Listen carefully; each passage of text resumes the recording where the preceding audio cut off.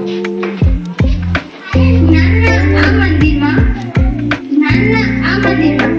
હવે કાર્યક્રમની શુભ શરૂઆત મહાનુભાવથી દીપ પ્રગટ્યાથી કરીશું. દીપ પ્રગટ્યા મહેમાન દ્વારા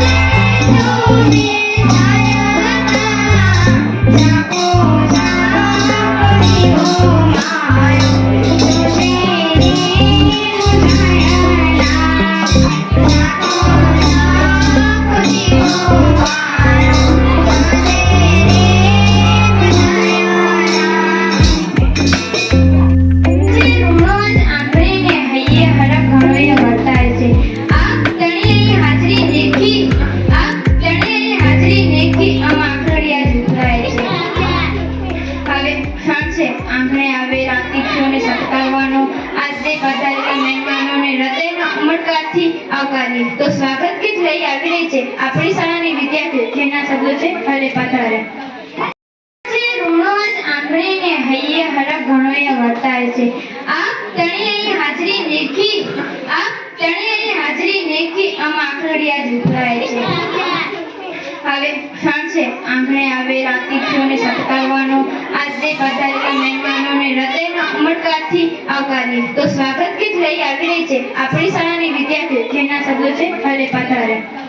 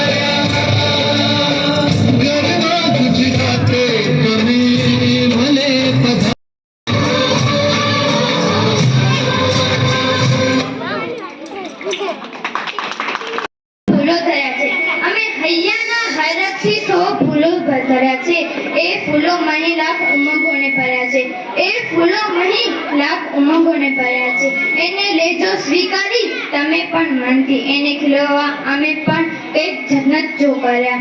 એકવાર ફરીથી આપ સૌનું દિલથી સ્વાગત છે, સ્વાગત છે, સ્વાગત છે. જેના આગમનથી શાળા નવલીન થવાની છે, જેના કિલકિલાટથી આ શાળા ગુંજી ઉઠશે, એવા શિક્ષક જગતમાં પાપા પગલી મારતા ભૂલકાઓને આપણી શાળામાં વધાવીએ. કોણ જાણ્યું હશે જ્યારે સચિન પહેલા ધોરણમાં પ્રવેશ્યો હશે ત્યારે કે આ બાળક પછી ક્રિકેટર બનશે. પુતળીબાઈને થોડી ખબર હતી કે મારો મોહન મોટો થઈને દેશનો રાષ્ટ્રીય પિતા બનશે. અબ્દુલ કલામ પહેલામાં પ્રવેશ્યા ત્યારે તેના શિક્ષક નહીં જાણતા હોય કે આ બાળક ક્યારેક દેશનું ગૌરવ બનશે. આજ અમારી શાળામાં પણ જેમનામાં બુદ્ધ ને મોહન, સુનીતા અને સીતા થવાની શક્યતાઓ પહેલી છે, એવા 12 દેવતાઓ પ્રથમ પગલું માંડી રહ્યા છે. તો ઉપસ્થિત મહેમાનો શ્રીને વિનંતી કરીશ કે જે પવિત્ર કાર્ય માટે અહીં ઉપસ્થિત થયા છીએ ત્યારે તેમના વરણથી હસ્તે નાના ભૂલકાઓનો શાળામાં શુભ પ્રવેશ કરાવો. સૌપ્રથમ નિકિતાબેન ભૂલકાઓને ફૂલકાઓને કંકુ ચોખા વધાવશે.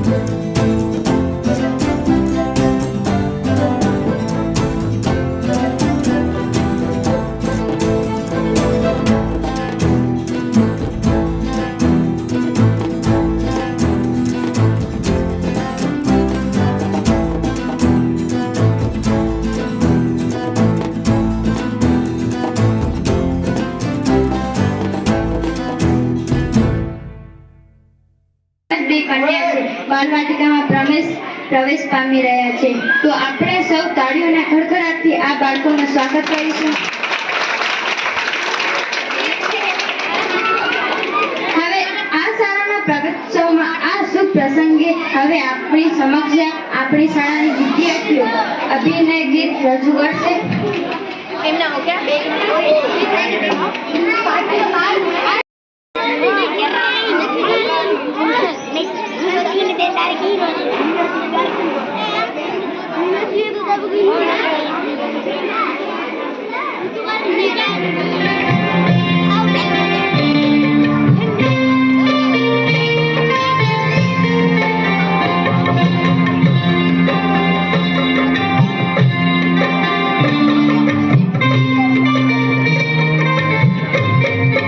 I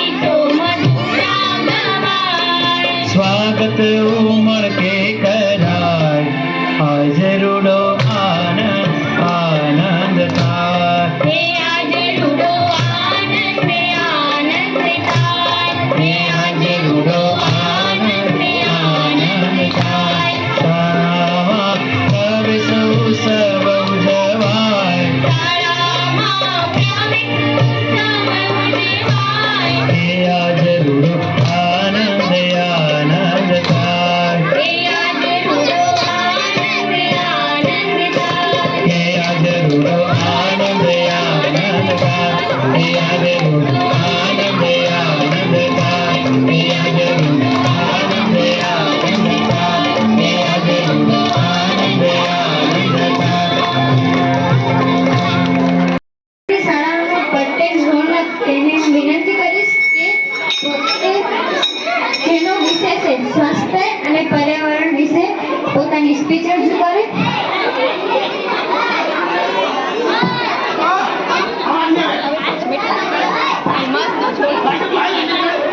મારું નામ પટેલ અને કીર્તિ કુમાર. આજે હું સ્વાસ્થ્ય અને પર્યાવરણ વિશે સ્પીચ રજૂ કરીશ. આપણા સ્વાસ્થ્ય અને પર્યાવરણનું રક્ષણ એકસાથે થાય છે. આપણી ઇકોસિસ્ટમનું નાજુક સંતુલન આપણી સુખાકારીને સીધી અસર કરે છે. જ્યારે આપણે પૃથ્વી પર આબોહવા પરિવર્તન અને પ્રદૂષણના પરિણામોના સાક્ષી છીએ, ત્યારે આપણા સ્વાસ્થ્ય અને પર્યાવરણની જાળવણી બંનેને પ્રાથમિકતા આપવી મહત્વપૂર્ણ છે. સ્વસ્થ ઇકોસિસ્ટમ્સ આપણે આપણા અસ્તિત્વ માટે જરૂરી સ્વચ્છ હવા, પાણી અને ખોરાક પ્રદાન કરે છે. આપણા પર્યાવરણીય સુરક્ષા કરીને આપણે રોગોના ફેલાવાને અટકાવી શકીએ છીએ, વાયુ પ્રદૂષણ ઘટાડી શકીએ છીએ અને આવનારી પેઢીઓ માટે ટકાઉ ભાવિ સુનિશ્ચિત કરી શકીએ છીએ.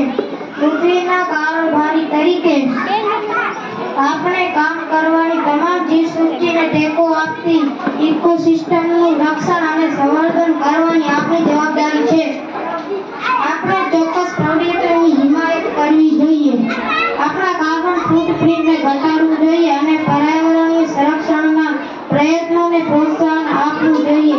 ચાલો આપણે આપણા માટે અને ભવિષ્યની પેઢી માટે એક સ્વસ્થ વિશ્વ બનાવવા માટે સાથે મળીને કામ કરીએ. યાદ રાખો, વાતાવરણનો અર્થ આપણા બધા માટે ભવિષ્ય છે, સ્વસ્થ ભવિષ્ય છે. ચાલો હરિયાળા, સ્વચ્છ અને સ્વસ્થ ગ્રહની લડાઈમાં હાથ જોડીએ. આભાર. હું વિનંતી કરીશ નાગરાણી મેમને કે વિજ્ઞાન અને ટેકનોલોજી વિશે આપણને કંઈક કહે. મારું નામ નાગરાણી મેહુલ લગનભાઈ છે. હું ધોરણ 7 માં ભણું છું. હું આજે એક સ્પીચ બોલીશ વિજ્ઞાન અને ટેકનોલોજી વિશે. વિજ્ઞાન અને ટેકનોલોજી એટલે આપણા જીવનની કામ કરવાની રીત અને વાતચીત કરવાની રીતમાં કાર્તિકની મેળવેલ છે. આ ક્ષેત્રમાં થયેલી પ્રગતિ આપણે આપણા જીવનમાં આપણે સમાજના નોંધપાત્રમાં ફેરફાર કરી શકીએ છીએ. ચક્રની શોધમાં લડે અને કૃત્રિમ બુદ્ધિમાનતા વિકાસ સુધી વિજ્ઞાન અને ટેકનોલોજી જ માનવતા પ્રગતિ આકાર આવે છે. આધુનિક યુગમાં આપણે આપણા જીવનની લગભગ દરેક પાસે મોટા ભાગે ટેકનોલોજી પર આધાર રાખીએ છીએ. સ્માર્ટફોન અને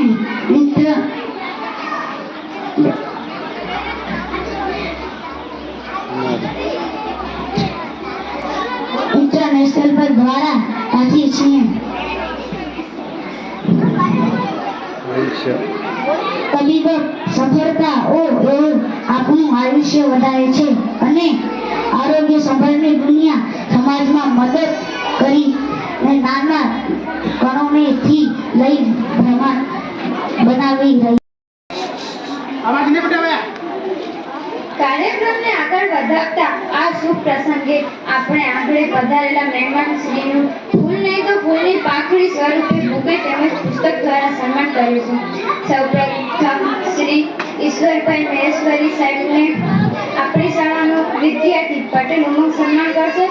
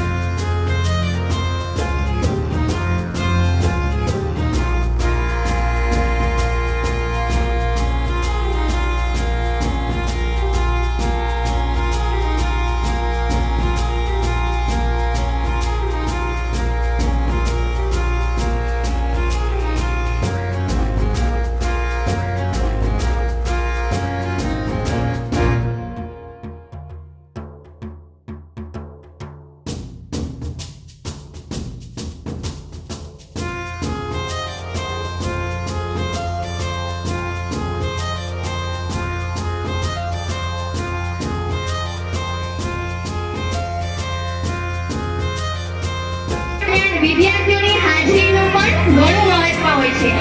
જો વિદ્યાર્થી દરરોજ શાળાએ આવે તો સારી રીતે અભ્યાસ કરી શકે. વિદ્યાર્થીઓ નિયમિત આવવું તેની પાછળ તેના માતા-પિતા પણ જવાબદાર હોય છે. જો માતા-પિતા જવાબદાર ન હોય તો એ શાળાએ વિદ્યાર્થીને કઈ રીતે મોકલી શકે? તો તેઓ બાળકોને નિયમિત શાળાએ મોકલવા માટે તૈયાર કરતા હોય છે. તો આપણી શાળામાં ગત વર્ષ 2023-24માં બાલવાટિકાથી કરી અને ધોરણ 8માં જે વધુ દિવસ હાજર રહ્યા છે તેનું પણ આપણે સન્માન કરીશું તેના માતા-પિતા સાથે. તો 100% હાજરીનું સન્માન આપવામાં આવે છે આપણી શાળાની વિદ્યાર્થીની ધોરણ 7માં જે અભ્યાસ કરે છે પટેલ દિયા પરેશભાઈ, જે 240 જે કામના દિવસ હતા એમાંથી 236 દિવસ હાજર રહી છે શાળામાં. ખૂબ ખૂબ સરસ. આપણે તેને તાળીઓના ગડગડાટથી વધાવી લઈએ. એમના માતા-પિતા પણ મંચ ઉપર આવે. સરસ. ખૂબ આભાર સલમા મેડમ.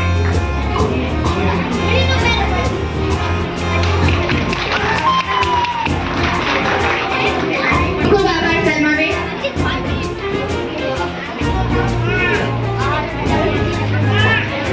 ગયા વર્ષે આપણી શાળામાં આવતા વર્ષ દરમિયાન દરેક બાબતમાં શ્રેષ્ઠ કામગીરી તેમજ વિવિધ જવાબદારીઓ જેણે સંભાળી લીધી છે એવા પટેલ કૃષ્ણા કિશોરભાઈને વિશિષ્ટ એવોર્ડ આપીને આપણે ઇનાયત કરશું. તો હું સંગ્રામ સાહેબને વિનંતી કરીશ કે તેમને વિશિષ્ટ એવોર્ડ આપશે. પટેલ કૃષ્ણા કિશોરભાઈ.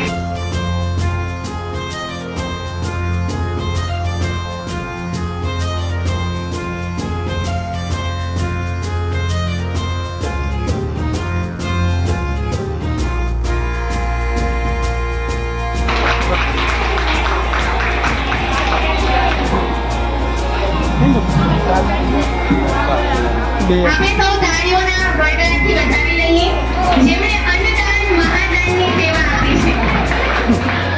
સેવા અલગ અલગ રીતે આપી શકાય છે. જેમ કે કોઈ દાન આપીને સેવા કરે, કોઈ તન એટલે કે કામ કરીને મદદરૂપ થઈ શકે. તો એવા જ આપણા ગામના શ્રી પ્રફુલભાઈ પટેલ કે જેઓ આપણી શાળામાં નિસ્વાર્થ ભાવે શિક્ષણ કાર્ય કરાવવાની સેવા આપી રહ્યા છે. તો એમનું સન્માન આ શાળા પરિવાર કરવા માંગે છે. તો શ્રી પ્રફુલભાઈ પટેલને બુકે, શાલ અને સર્ટિફિકેટ દ્વારા સન્માન કરશે આપણી શાળાના સાહેબ કેવળ સાહેબ.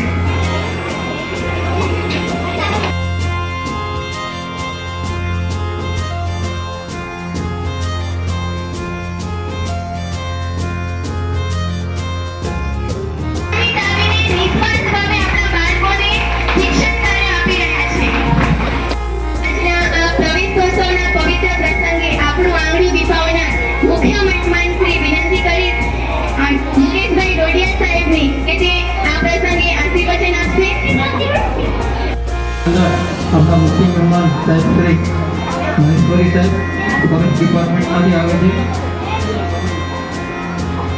ગામના પ્રથમ નાગરિક એવા સરપંચ શ્રી, ઉપસરપંચ શ્રી, એસએમસી સભ્યો, બહુની સંખ્યામાં પધારેલ ગ્રામજનો, માતાઓ અને જેમના માટે આપણે બધા એકઠા થયા છીએ તેવા નાના નાના ભૂલકાઓ.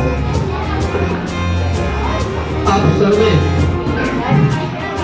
ને ખ્યાલ હશે કે શાળા પ્રવેશોત્સવ છે તે આપણે ઘણા વર્ષોથી નિરંતર આ આપણે એક ઉત્સવ ઉજવતા આવીએ છીએ અને સહિયારો ઉત્સવ બનાવી અને આજે નાના નાના ભૂલકાઓ છે તેમને શાળાની અંદર આપણે પ્રવેશ અપાવીએ છીએ. બાલવાટિકામાં પ્રવેશ આપીએ છીએ, પહેલા ધોરણની અંદર વિદ્યા પ્રવેશ આપીએ છીએ. હવે ગુજરાત સરકારની આ વર્ષથી શરૂઆત થઈ છે હાઈસ્કૂલની અંદર પણ ધોરણ 9 અને ધોરણ 11 ના બાળકોને પણ પ્રવેશ અપાવીએ છીએ. તો સરકાર પણ આ બાબતે ચિંતિત છે અને આવા અવનવા પ્રોગ્રામો શું કહેવાય કે આવે છે. પ્રવેશ ઉત્સવ આવે છે, ગુણોત્સવ આવે છે, 15મી કે 24મી જાન્યુઆરી એની આપણે ઉજવણીઓ કરીએ છીએ. ખાસ હવે આપણો રોલ અહીંયાથી શરૂ થાય છે કે જે બાળકોને આપણે પ્રવેશ અપાવીએ છીએ તે તેમનું બાલવાટિકાથી લઈ અને ઉચ્ચ શિક્ષણ પૂર્ણ કરે ત્યાં સુધી બાળક ભણવું જોઈએ. ઘણી વખત આપણા ગામડાઓમાં એવો પ્રશ્ન થતો હોય છે કે આપણે બાળક અધ હોય તેથી શાળા છોડી દે છે, 8 સુધી ભણે છે અથવા 5 સુધી ભણે છે, પછી ઉચ્ચ અભ્યાસ કરતું નથી. તો આપણી વાલીઓ તરીકે આપણી શું ફરજ કે બાળક છે તે તેમનું પાયાનું શિક્ષણ અને ઉચ્ચ શિક્ષણ છે તે પૂરેપૂરું પૂર્ણ કરે. આવી જ રીતે શાળાની અંદર બરોબર હમણાં વાત કરી કે ગામના જ એક નાગરિક છે અને તે નિઃશુલ્ક ભાવે સેવા આપે છે, તો એક વખત એમના માટે પણ તાળીઓ પાડો બધા, કેમ કે આવું બધું ઓછું જોવા મળે છે ભાઈ. તો આવો સરસ મજાનો અહીંયા સ્ટાફ છે. ગામના લોકોની હાજરી જોઈને એવું લાગે છે કે ગામના લોકોની શાળામાં કોઈ પણ કાર્યક્રમની અંદર સામેલગીરી સારામાં સારી હશે અને સારામાં સારો સહયોગ તમને મળતો હશે. એટલે આવી સખત ગરમીની અંદર પણ વધારે પડતી મહિલાઓની હાજરી છે, તો એ બદલ હું આપ સર્વને અભિનંદન આપું છું, શાળા પરિવારને પણ અભિનંદન આપું છું. સરકાર છે શિક્ષણ પાછળ ઘણો બધો ખર્ચ કરે છે. અહીંયા લર્નિંગ કોર્નર બનાવેલું છે, તો તમે જોઈ શકો છો, જોજો પણ ખરા કે પહેલા ધોરણની અંદર આ વખતે 7 પ્રકાર જેવું સાહિત્ય આવેલું છે, બીજા ધોરણની અંદર પણ એ પ્રકારે છે. તો ગવર્નમેન્ટ છે એ આપણા બાળકોના ભવિષ્ય માટે, આપણા બાળકોના શિક્ષણ માટે હર હંમેશ ચિંતા કરે છે.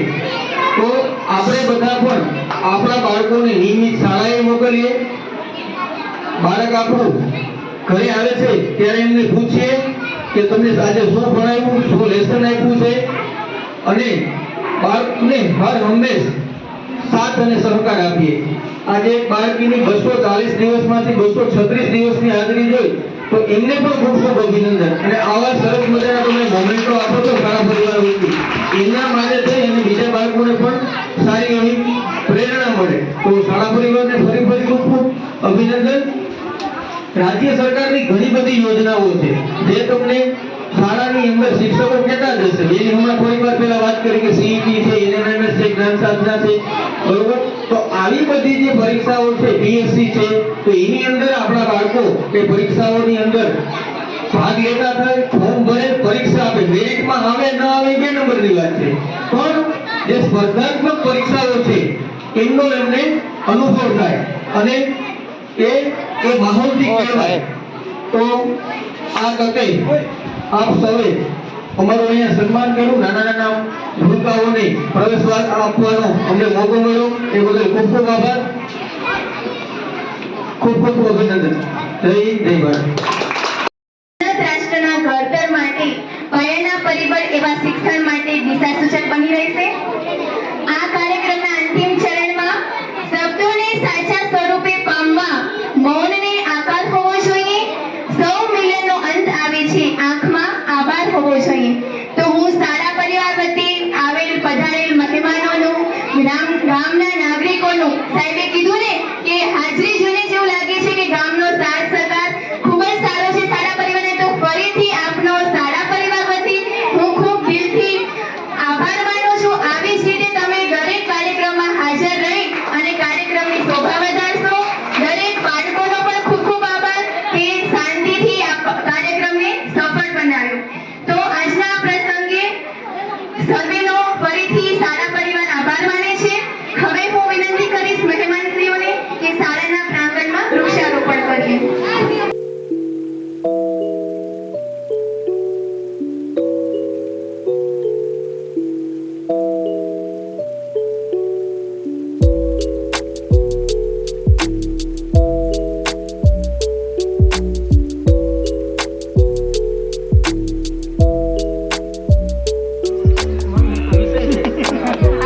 Por eso.